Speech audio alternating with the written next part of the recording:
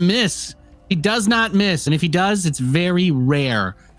So let's see what happens here as we get into this one. In the bottom left, we have the red Zerg player. He is HateMe. In the top right, as the blue Zerg, it is Elazer.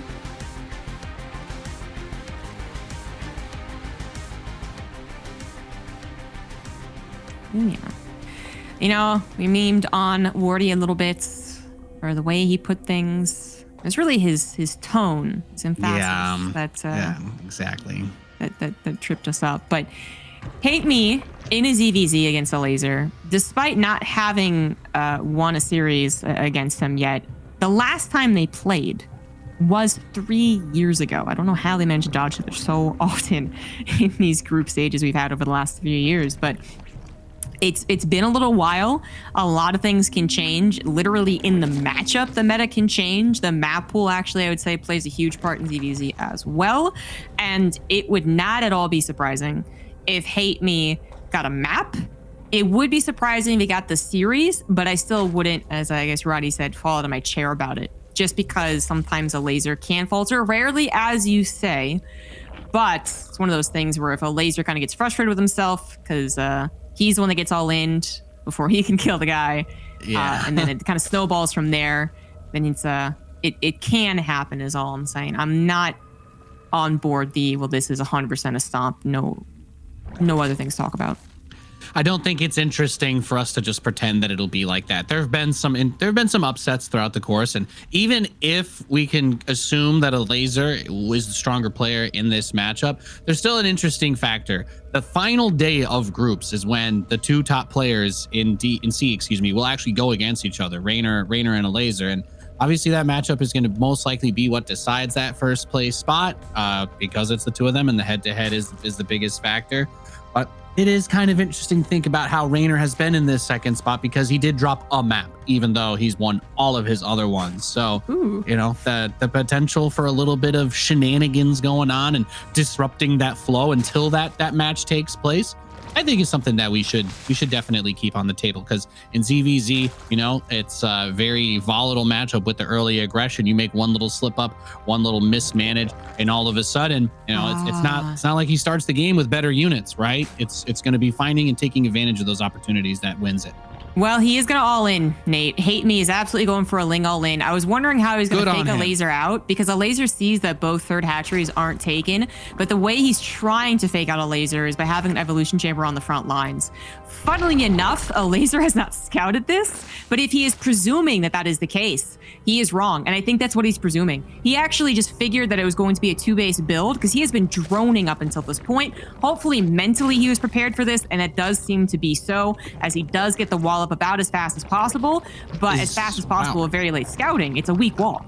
I've heard of 6 pool. Now I've seen 6 Evo chamber. HateMe's Lings arrive, and there's 3 queens on the other side of this. So he's got a lot of evolution chambers to try and nibble through. The last second cancel, of course, to preserve the resources from Elazer is a nice move, but there's also going to be the broodlings coming out that will continue to make this about as awkward as imaginable. And if you're Elazer, do you keep staggering? I guess you're going to have 5 queens soon. So HateMe has started to drone behind this, and is there, I don't know. I guess this is awkward for Elazer. Even defending this, you're like, well, now I got to blow up a bunch of stuff to get out of my own base. He could try to go for a third. I don't know that that's really on the table, because even with that drone wave, he's still down 12 workers. Yeah, there's no doubt about it. That was super all in. I mean, Elazer was droning up until about the very last second, but that means that if he does hold, and he did, he's super far ahead in the drones. If there is some, like, he knows that I know that he knows that I know super high IQ position where HateMe shows like fast speedlings, but instead of 44, that's how many he made, he actually only got 16, and then Elazer freaks out like this. I mean, that would have been so cool. Yeah. But of course, HateMe really thought this could work. Yeah, it's sadly, this is not a fake Ling all in. He's got 44. I love that they're all just hold position out there. He's saying, you are not leaving your base until you get a Roach Warren and probably +1 and build a bunch of roaches. So for HateMe's side of things, I think the only move he can make is to just drone as hard as imaginable. And Elazer, he's got roach speed coming in. He's got +1. Roaches are starting to come out, and he is building a spire. So if you're HateMe, I don't even know. I don't even know what on earth you possibly try here. Just work drone up and try to catch whatever comes out on the ground. And if Elazer commits to the mutas early and HateMe has the queens in the right spot, he gets some sort of read on it, gets a spore or two. I don't know. Maybe this sort of gets to that mid-game phase, and because Elazer, you know, he still can't really move out and take that third just yet. There's 44 lings just waiting to dive on him, so maybe he'll need to get like 16 roaches with +1 be safe. I don't know. Maybe a little less than that, but yeah, the point is like he does need a certain amount, right? Yeah. You know, I'm trying to think of ways that this actually gets screwed up for Elazer. Actually, I know it seems like it's kind of still up in the air. You know, 3 base to 2. Maybe there is a perfect muted defense in play here, but realistically, I actually think out all the scenarios that are possible for Elazer, who has had a steady income, not like a super fabulous one, but a steady income. And there's really no wrong answer. I mean, he could go mutas and they could not do that much damage, but I think he'd still be okay because he is going to get his third base up. And then he could, you know, do a lot of damage to the mutas, of course. And the flip side, maybe the mutas don't do anything and just goes into roaches. And like I said, I think he'd still be okay. So HateMe, he's the one that's walking the tightrope, right? Like if he does everything literally perfectly, down to the positioning of his defense, to the timing of his droning and building an army. Well, okay, yeah, he could make this work. Yes, for sure. Yeah. It's not going to happen though. Even the best players are difficult to do that. Yeah, and there's the other side of it now that the mutas are coming out. There are a lot of roaches. That he does have roach speed. He has +1, so HateMe is going to follow up into that same setup, except he's about to lose a lot of overlords. There are about 6 more, I think, floating around. This is my little mini game as a caster. I'm going to try and select all of them. Yeah, there's about, well, there were 8. 3 got killed. So there were about 11 overlords that were just out on the map when these mutas came. So he's killed 5 thus far. Definitely a brutal supply block for the red Zerg, as the roaches have found the lings in the northwest, and he's likely to just keep on pushing and applying that pressure. So many overlords dying.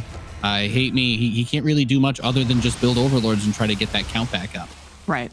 And that was also something included in the whole perfectly playing out this game. He can't get supply blocked. Could have lost, you know, acceptable amount would have been 2 overlords, but since he had no idea that the mutas were on the way, that was basically impossible. They would only lose 2. Yeah. If he had that 600 minerals back into just roaches, then if you look at the supply, you're like, okay, I could actually see it getting probably kind of close. Maybe defender's advantage. You could take like a cheeky fight and not immediately die. But this is just that alone gives Elazer an edge. He's got a lot more roaches. His upgrade timing is working out much better. And even with the defender's advantage, HateMe might struggle to defend against this push because the mutas are going to come in and add their meager DPS to the fight as well. Defensively, this might not be terrible, you know, just because defense advantage will kick in. Elazer had, I think, it started as a 20+ supply lead, which is not quite enough to kill if HateMe could actually have been producing the entire time. I mean, I think it is going to kill him here. It's just enough. Lost to 6. If it wasn't 6 overlords dying, that was 600 minerals of roaches is a lot. That's a lot of roaches that you can squeeze out there. So Elazer just kind of getting the best of both worlds. A little bit of a Hannah Montana strategy this game. Yeah, if it was seriously 300 minerals in his pocket and supply, right, the entire time available to him, I actually think that he holds like maybe Elazer's even pushing. And he's like, oh wait, that's actually more than I was expecting. But as it is, it was fine for Elazer to do that. He didn't end up winning the game straight up because there were just so many things going in his advantage: the upgrade, the mutas, the surplus of army. But he no doubt still has a lead, right? So I honestly want to hype this up, right? HateMe is playing, I think, some good ZVZ after a failed all-in. But when it's such a failed all-in, that's like kind of all you can say, right? Yeah, I mean, he went for a like 50 ling bust on basically 1.5 base, and he managed to get this to a point where he's on 3 bases versus 3 bases. He's a little bit ahead on drones even. And if we look for the advantages of Elazer in this exact moment, like you could say that the Mutatech kind of took away his ability to try and get an advantage somewhere else, because he did get the overlords, but The upgrade lead is maybe the only thing to keep our eyes on, because he does have +2 finishing, and going in at this exact timing means he's going to have a 2 upgrade lead for this fight if he forces it. So I think if HateMe finds a way to not die here, that would be legendary. But the Hydralisks that he's transitioning into are going to come out without their special upgrades. You know, they're not going to have all those little tools they need to get that DPS out. And yeah, Elazer is just going to bulldoze through this third. His roaches are way more powerful. And there it is, GG, game 1. Going to Elazer. Yep, HateMe, you know, try to be a little cheeky. Really all you are hoping for is one more second perhaps of doubt. One more second of literally not being scouted, because there's also a world where that Ling didn't see it when it did. It saw it. It gets killed by like a queen or something, and then the Lings are seen by the first Overlord, which I think is literally a second difference. You know, speedlings are fast, but that's an important difference, because then the evolution chambers are even weaker. One of them doesn't finish to turn into broodlings when you kill it, and then the wall behind it might actually be broken. But that was not the case. So I think Elazer was just totally mentally prepared. It just was a matter of responding quick enough. Yeah, and just a difficult situation in general.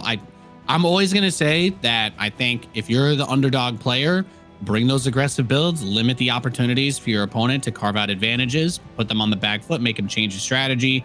Obviously, no Zerg goes into a game thinking, I think I want to build 6 evolution chambers to wall my natural off. So even if Elazer felt confident, even if he outplayed him, he still had to make adjustments to what he was doing. And in those moments, a mistake can happen. It's just not that common when you're looking at a guy that's 8-0 in his group and hasn't dropped a single map. So Elazer demonstrating that in a difficult scenario where there is a lot of pressure, he's not going to make that mistake, right? You know, a lesser player, you misplaced one of those evos by like a hex, all of a sudden the Lings spill in, your 3 queens die, and you're like, wow, I actually just got wrecked. So no, absolutely no nothing bad to say about that choice of strategy from HateMe. But again, that pressure is still there. So hopefully he does something aggressive again, because I think that's probably where he might find that purchase.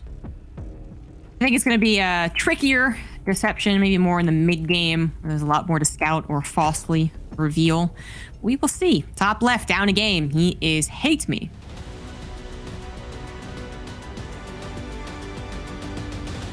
And his opponent in the bottom right, spawning in as the blue Zerg player, we have Elazer. Repping Team Liquid. Looks good in that blue. He looks good in that blue. It's a great pickup, man. So, yeah. Kind of beats over they revealed a lot of their pickups. It's pretty awesome. Elazer is pretty based. Yeah, he's also really grown as a player. I was thinking about it while you were talking. You know, Elazer, not at the stage where we're just like, or nothing's ever going to throw this guy off, like a Cyril, for instance. And even then, Cyril is not won Europe, so it's always funny that we're using him as a benchmark. But anyways, I do feel like Elazer, you know, he's really been a pro player that has had maybe some more glaring mechanical faults, things that we would point out, like the Overlord thing, right? Or even just across the board a little less good on the inject, something like that. But he was always so just lethal. Like, he knew what he was doing. And he was very aggressive, and he could really make it work. That it was just, you know, for years, he's been one of the top European Zergs. But I feel like in the last couple of years, not only has he been purposefully kind of pinpointing those points of mistakes, right? The common mistakes, and trying to fix that. But I feel like he's also kind of started to have the same problem, or force his opponents to have the same problem as a Cyril does, which is that this guy is used now to kind of being an overdog. Like, he has been considered one of the best European Zergs for a while, that he is used to this situation. Someone's going to try and cheese me, and I need to be prepared for that. So I think that's a problem that maybe he had in the past, where he would get cheesed in a matchup like ZVZ and kind of falter just for X, Y, or Z reason. But that last defense was just like, he expected it. He's like, I'm supposed to win against you. I'm supposed to win this group, and I know what you're going to try and do to kill me. Yeah. And that's a huge part of a player's progression, because I think we always talk about how when you are the underdog, you're like, oh, there's not that pressure there, but you do. You're going up against somebody that you don't really know that you can beat. A lot of people are watching, and for better or worse, people are going to have things to say about the way that the series goes. So that in and of itself is that's an anxiety-inducing spot to be in. It's not like you're just automatically coasting just because you're not supposed to win the match. And on the other side of things for Elazer, I think it's also really easy when you know that you're better than someone to underestimate them, even subconsciously, right? And you're like, well, do I need to do the full thing that I would normally do to defend this? I mean, he's not going to have as many units as Raynor would have with this all in, right? And even if you're not consciously thinking that, you can make the mistake from there too. And I think we see some players fall like that. They struggle once the spotlight is on them a little bit much. But Elazer, that's probably the biggest thing that you improve on. And that's how you get to this point without dropping a single map, because there are definitely a lot of groups where Elazer has finished high up, but not without giving out a decent amount of blood. Rarely has he looked so clean in a group stage like this, though. Exactly. Yeah, just summed up my point. Excellent. Thank you. That was kind of the gist. So that's why he's looking so clean and crisp. I'm 100% on your side here, Simon Grub. Elazer is he's looking fantastic. To me, the most exciting part about it is when and or if do we get to that point that you were mentioning where it becomes that, okay, now he's in the playoffs against Serral or Raynor. Is this where he makes that next step, right? You kind of round everything out, and then you need to get over that plateau. Not to call being at the top of the group there, but you want to get up in the mix with the other two top Zergs, because especially for Zerg in Europe, that's as competitive as it's possibly going to get. Raynor and Serral, they're the kings. You're dealing with the GOAT and a young gun, and that's a whole lot of competition. Yeah. It's awesome when Elazer has ever gotten to the top 4, top 2 of previous groups, but to look so good as he is this season, he's reached maybe an even higher point. I know he's really been working hard for it, but yes, then the next test might be those playoffs, which are next week, guys. We are finishing up the group here. We have been talking a lot about not the game. We did have HateMe going for a 2-base build, legitimately going into an Evolution Chamber and Roach Warren 2-base Roach. So that was something that he was like trying to fake out, but didn't even really. The Evolution Chamber even got scouted last game, but now he's actually doing it. And Elazer has to go through all the scenarios of which this could possibly mean. Is it actually Mass Roach? Is it a fake Muta? Is there a Nidus Worm on the way? Actually, it's option D or whatever. It's none of the above. I like really. It. It's oops all roaches, and I actually love it. It is a lot of roaches, but it's also macro, right? So it's not totally all in. He's not playing to catch him off guard. He's just going to try to rely on mechanics to push out a lot of units. He takes that early poke, and if you're Elazer, you probably do expect to some degree to get hit by something, but he can turn the defensive stance that he's in on its head with this Nidus network that he is going for. So Elazer's like, oh, you want to play a macro game? Oh, do you want to just see who can make more stuff more efficiently with the time that we have? I'm more than happy to do that dance, and I'm not going to have to worry about you backstabbing me or counterattacking me or anythinging me, because I'm going to be able to instantly get right up in your face. And this actually does create an opportunity for HateMe, though. Scouting this, shutting it down, being able to get a read on this. If he can take that wind out of the sails, it could be nice, but he might just backstab him with the Nidus while he attacks the front. Yeah, HateMe has actually not scouted the Nidus Worm. What he did scout was the lack of Evolution Chamber at the front, which has been apparent for a while. I don't think he actually saw it. So there's really been no tips, I think, given to HateMe, and then he just literally missed the one opportunity to see it straight up. That's so sad. HateMe, funnily enough, he was trying to kind of play like, I'm going to kind of give my options to attack you, but really I want a macro. Oh, almost very safe. Elazer was the one planning on being aggressive, totally blindsides HateMe with it. And you're definitely going to get a quick and easy 2-0. Yeah, had the Nidus to reinforce at the front. HateMe had the upgrade lead, but I think like you were saying, he was thinking about the macro game, and Elazer was like, yeah, we don't actually have to do that. So he's going to push him in, and GG is called 2-0